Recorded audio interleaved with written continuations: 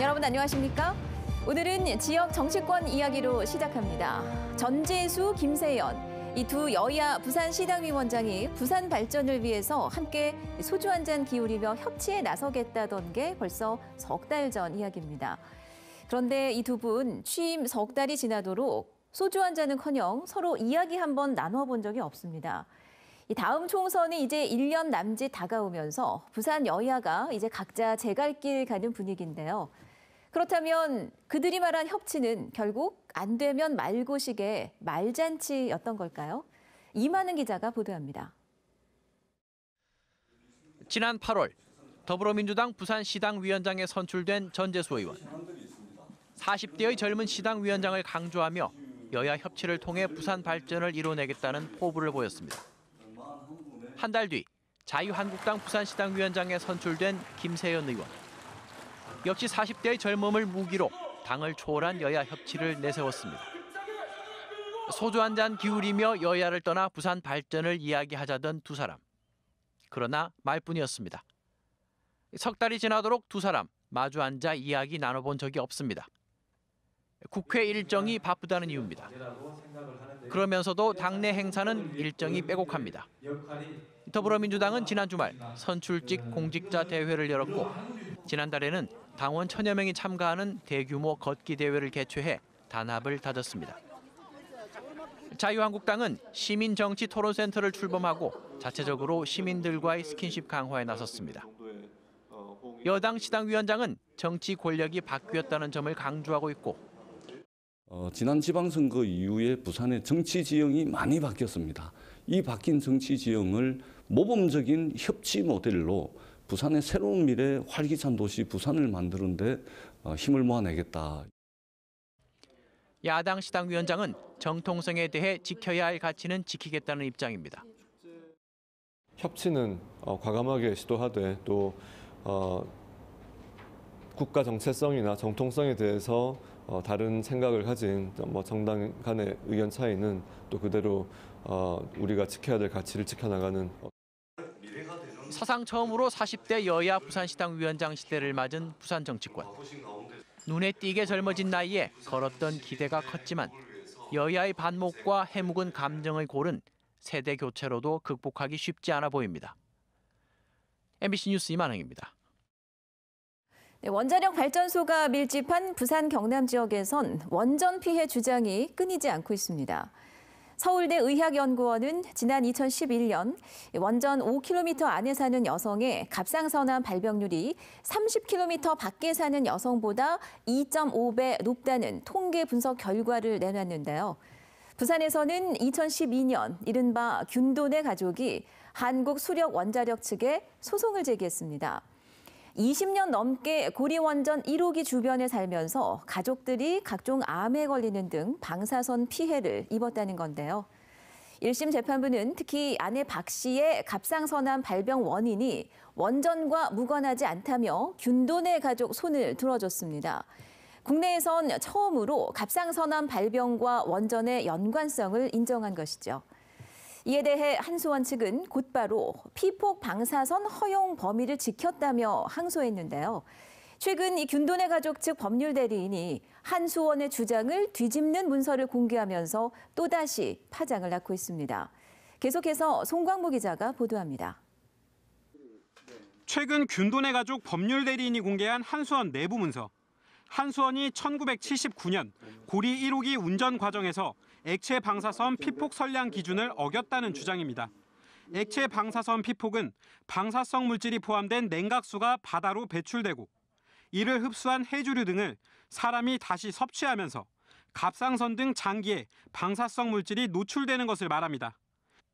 당시 미국 원자력 규제위원회 한도치는 한 해 0.1mSv 이내, 하지만 당시 성인은 0.18mSv, 유아는 0.29mSv로 기준치보다 3배 가까이 액체 방사선에 피폭됐던 것으로 드러났습니다. 규정을 지켰다는 한수원의 주장을 정면으로 반박하는 자료입니다. 어떤 법리적 논쟁도 필요 없이 신호 위반처럼 위반했으면 교통사고 난 것처럼 선량 한도를 위반했으면 바로 암 발생의 책임이 바로 기속되는 거죠. 한수원은 79년 당시 방사선 피폭 선량 한도는 연간 5mS로 원전 운영 과정에서 이 기준을 어긴 적이 없다고 반박했습니다. 하지만 이 수치는 엑스레이와 같은 의료행위 등 일상적인 방사선 피폭량을 더한 기준치입니다. 문제가 된 액체 방사선 피폭 선량을 넘겼냐는 물음에는 소송 중인 사안이라 답할 수 없다고 밝혔습니다. 항소심 선고가 오는 12일로 잡힌 가운데 둘 사이의 공방은 더 치열해지고 있습니다. 원전 주변에 살던 갑상선암 환자들도 피해를 호소하며 현재 공동소송을 진행 중이라 이번 항소심 판결에 큰 관심이 모아지고 있습니다. MBC 뉴스 송광모입니다. 급식비를 빼돌리고도 1심에서 무죄 판결을 받았던 유치원 원장들에 대해 2심에선 모두 유죄가 선고됐습니다. 학부모들을 속여 돈을 부풀려 받고 현금으로 리베이트를 받은 행위는 사기라는 겁니다. 임선은 기자입니다. 지난 2014년 부산 울산 지역의 유치원 원장들은 한 식자재 업체와 이면 계약을 맺었습니다. 부풀린 급식비에서 식자재 값과 수수료를 빼고 나머지를 리베이트로 되돌려받는다는 내용이었습니다.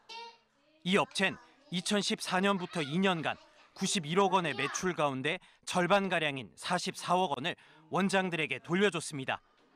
유치원 원장들은 적게는 수천만 원에서 많게는 1억 원이 넘는 리베이트를 현금으로 되돌려받아 개인 차량의 주유비와 주차비, 개인 생활비 등으로 지출했습니다. 지난해 11월 1심 재판부는 급식비로 다시 지출했을 가능성이 있어 사기 혐의를 인정하기 어렵다며 원장들에게 무죄를 선고했습니다. 하지만 2심 재판부는 원심을 깨고 유치원장 12명 전원에게 벌금형을 내렸습니다. 급식비를 돌려받았다면 학부모에게 알려야 할 의무가 있는데도 이를 이행하지 않은 건 사기의 고의가 인정된다는 겁니다. 또 현금으로 되돌려받은 것은 급식비를 빼돌릴 의사가 있는 것이며 사적으로 지출한 점으로 미뤄 불법으로 급식비를 빼돌린 의사도 인정된다고 판시했습니다.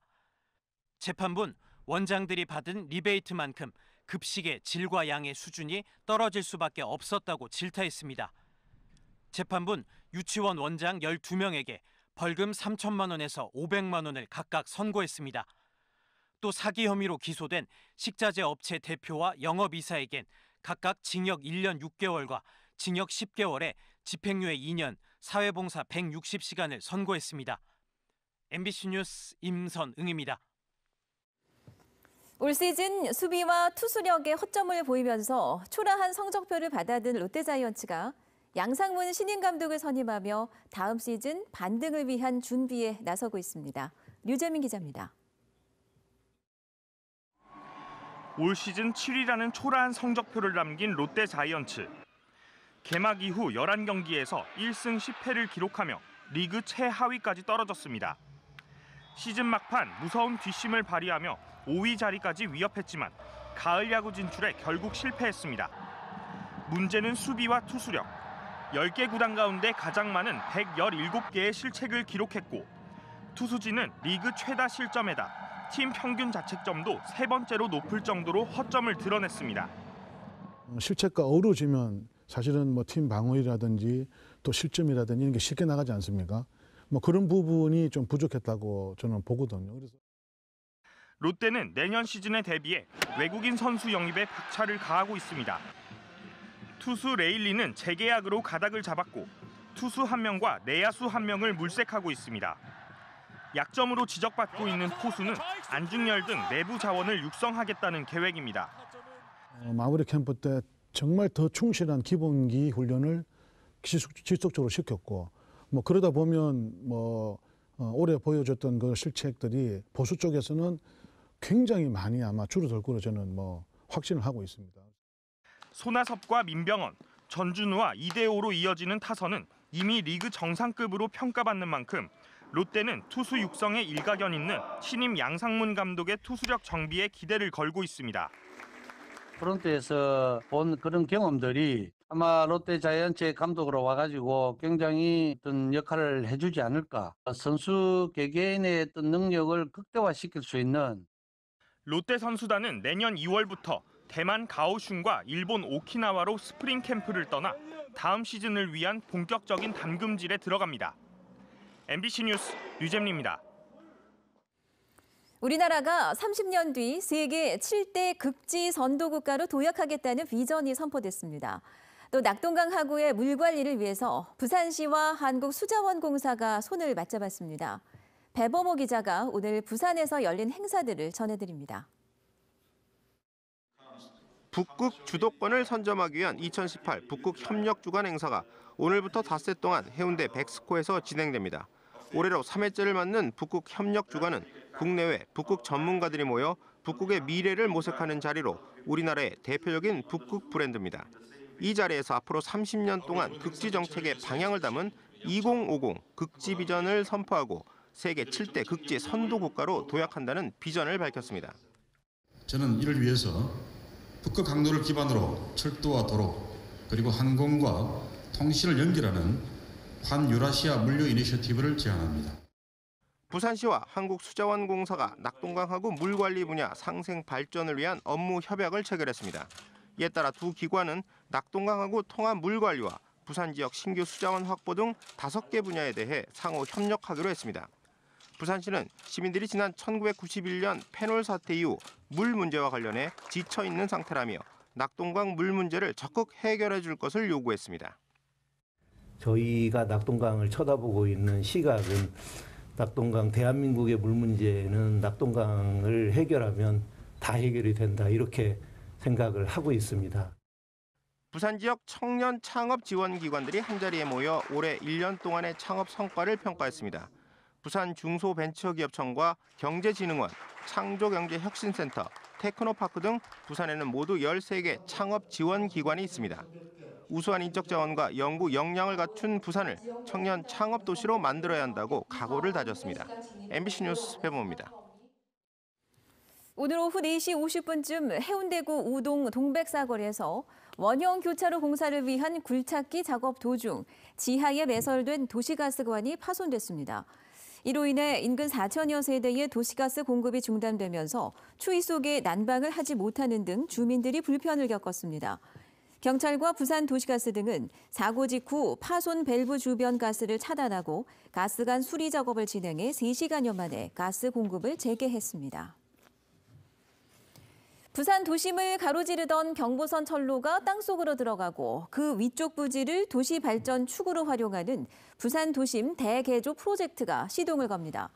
부산시는 내년 국비에 경부선 철로 지하화와 부전 복합역 개발 타당성 검토 용역 사업비 35억 원을 확보해 본격적인 사업 추진에 들어간다고 밝혔습니다.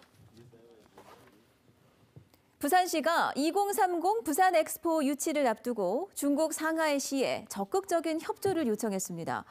부산시는 오늘 오전 지난 6일부터 이틀간 오거돈 시장의 중국 방문 성과를 브리핑하는 자리에서 오 시장이 지난 6일 익룡 상하이 시장과 만나 2010년 엑스포를 개최한 노하우를 공유하고 박람회 기구 회원국으로 부산을 지지해 줄 것을 당부했다고 밝혔습니다. 네, 다음은 희망 2019 나눔 캠페인에 이웃돕기 성금을 보내주신 분들입니다. DSR 주식회사 1억 원, 부산지방변호사회 1,000만 원, 한국국토정보공사 부산울산지역본부 185만 3,100원, 가수 소울킹이 100만 원을 보내오셨습니다. 성금을 보내주신 분들께 감사드립니다. 네, 지난 주말 부산을 찾은 한 대만 관광객이 의식을 잃고 쓰러졌다 재빠른 응급조치로 목숨을 건졌습니다. 부산관광공사에 따르면 그제 오후 6시 20분쯤 중구 용두산공원 부산타워 전망대에서 50대 대만 관광객이 갑자기 의식을 잃고 쓰러지자 이를 본 직원들이 119 신고센터와 영상통화를 하며 심폐소생술을 실시했습니다.